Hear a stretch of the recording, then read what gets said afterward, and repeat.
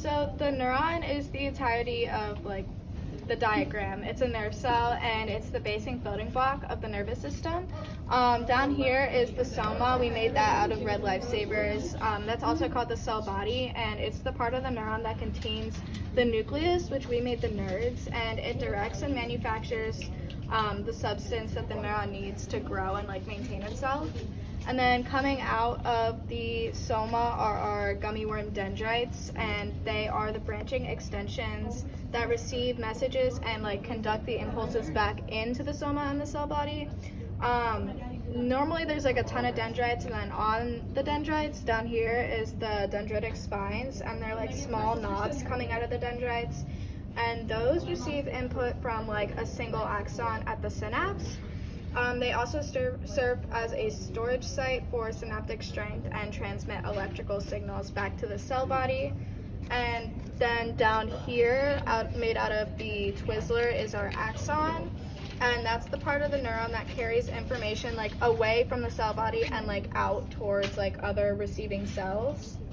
So coming down from our axon, we have our myelin sheath, and that is a layer of fatty tissue that insulates the axons, and it also increases the speed of conduction of the action potential along the axon. And right around the side, we have our nodes of Ranvier, and basically these are just gaps in the myelin, so it's just the unmyelinated part of the axon.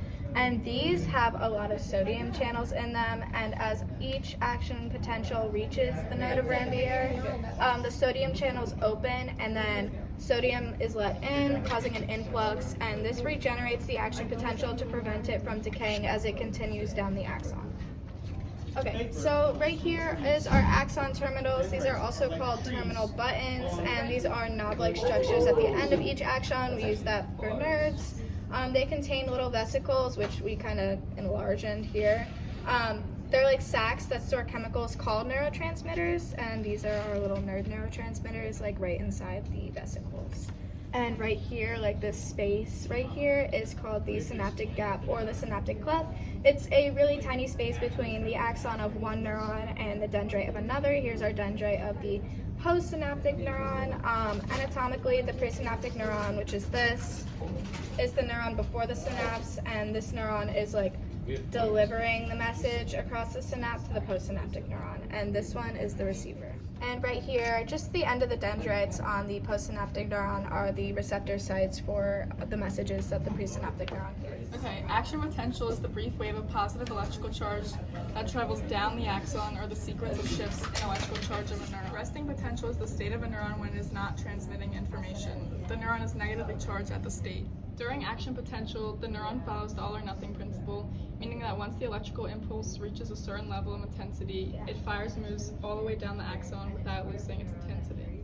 Depolarization is when incoming impulses raise the neuron's voltage and open the ion channels, causing potassium ions to flow out and sodium ions to flow in. The neuron becomes positively charged. Once the messages have been received, neurotransmitters are released from the receptor sites and reabsorbed into the terminal buttons of the sending neurons into the process, and this is called reuptake.